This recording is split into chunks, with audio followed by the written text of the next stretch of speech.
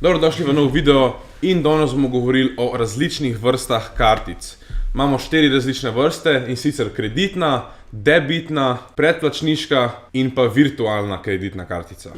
Na Instagramu nam je veliko ljudi pisalo, da jih zanimajo, kaj so razlike med temi karticami, kaj so pogoji za kakšno kartico in zakaj se jih uporablja. Zato bomo danes šli čez 4 različne vrste kartic in malo povedali o tem. Ok, pa bomo kar začeli z kreditno kartico. Imamo tudi gosta, z nami je Tine Flis, Flis Finance. Ja, imate vse v descriptionu, no sej, to je že 3. epizoda, 4. No pa bomo kar začeli s kreditno kartico. Pa daj povej, kakšni so pogoji za kreditno kartico, pa kaj je v bistvu razlika med kreditno pa debitno kartico?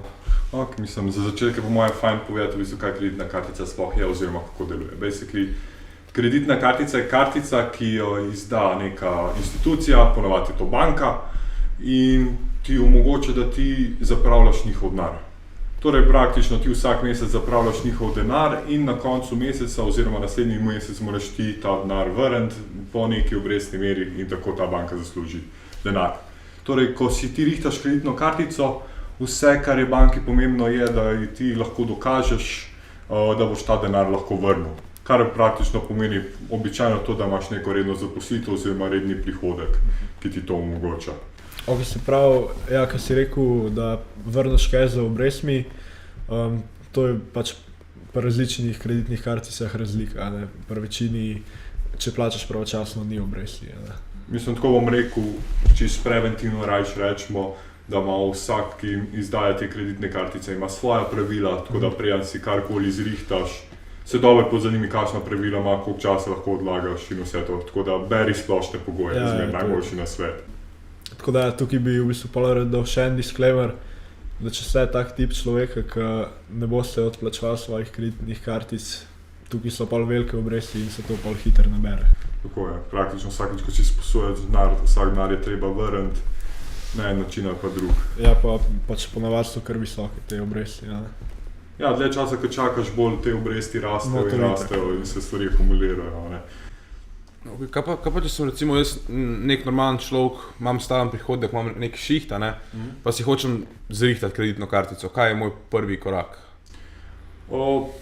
Praktično najdete moraš nekega ponudnika kreditne kartice, lahko si to stvari urejaš preko banke, različne kreditne kartice ponujajo tudi druga podjetja, ne vem, da Amazon ima svojo kreditno, Amazon ima svojo kreditno kartico, tako da te stvari je treba pogledati, kdo ponuja, zato ker različna podjetja ti tudi omogočajo različne benefite, če uporabljaš njihovo kartico. Tako da praktično tudi malo pogledaš, kaj rabiš, oziroma kaj največ uporabljaš, kje bi rabil največji benefit in potem pogledaš, če kdo ponuja kreditno kartico za to. To je ena izmed prednosti kreditnih kartic. Mogoče tukaj bi lahko povedal, v bistvu, zakaj si nekdo zrihta kreditno kartico, ker pač te, ki ste malo bolj aktivni v Ameriki, torej basically vsi, ki to gledamo, zakaj si folk ureja kreditne kartice v Ameriki, torej malo večja kultura tega zadolževanja pa to, ampak kako, ne bi rekel, pametni uporabljajo kreditno kartico, oziroma kako pametno uporabljajo kreditne kartice je točno zato, da imaš ti, da si naberaš oziroma da plačuješ svoje vsakodnevne stroške za hrano, take stvari in jih na koncu meseca odplačaš.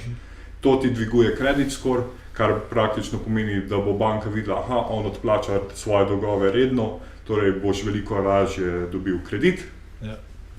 Druga stvar je pa še ena varnost, če slučajno kupuješ preko interneta in pač itak vpišeš to svojo kartico noter in če to tvojo kartico ti podatke vzamejo, jih zlorabijo, ti vzamejo denar dovolj in ti to prejaviš in praktično ti nisi izgubil nič denarja, denar je izgubila institucija, ki je izdala kreditno kartico, tako da se bojo oni iskali, kregali za to, da bojo ta denar dobili nazaj. Če pa ti pravočasno stvari skensaš, pa načeloma, to spet disclaimer, načeloma ne bi smel imeti problemov. Če to, kar si rekel za credit score, to je tudi v Sloveniji? Itak nekaj ima banka v zadnji, zdaj ne vem, če je tako, kot je credit score v Ameriki, natančno, ampak nas itak tudi čekirajo, koliko odplačujemo svoje dolgove, imajo vse zapisano. Vejo, kdo redno odplačuje, kdo pa ne. Tako je, ja, vse je zapisano. Banki se težko skriješ. Ok. Debitne. Ok. Gremo zdaj na debetne kartice. Zdaj pa povej, kaj je sploh razlika med debetno pa med kreditno kartico? Pač ja, v bistvu glavna razlika pri debetni pa kreditni kartici je v bistvu pri debetni kartici rabiš ti ta denar že imeti, a ne. Se pravi, debetna kartica je povezana na nek aktiven bančni račun in v bistvu ti lahko zapravljaš sam ta denar, ki ga imaš gor. Ja, tako da se mi zdi, da to je tudi ta najbolj pogosta kartica, ki jo ljudje uporabljajo, ker to kartico ima v bistvu lahko čisto vsak, rabiš samo nek bančni račun, a ne. Pa pol pa zaprositi pri banki še za kartico. Ponudniki so pa itak isti, največja pač Visa pa Mastercard, ki imata po mojem tam okrog 90% tega marketa, kar se tiče kartic in kreditnih in debetnih. In te kartice so pač pol tudi več ali manj povsod sprejete, a ne. Ne vem, kako je za te American Expresse pa to, ne vem, če jih povsod v Sloveniji sprejemajo, ampak najverjetneje, če imate te kartice, imate ali Visa ali pa Mastercard. In ja, to je v bistvu pač glavna razlika med kreditno pa debetno. Ok, pa imamo pa še predplačniške kartice. Kaj pa je pol razlika med predplačniško kartico pa debetno kartico? No ja, to je pa isto je razlika. V bistvu je podoben, ker imate isto nekak balance na kartici, se pravi, kakor da bi imeli na bančnem računu, samo da tukaj ni vzadaj bančnega računa. Vi morate v bistvu predčasno že nakazati denar na to kartico oziroma na nek račun in imate pol nekako kakor dobro imeti na tej kartici. Ja.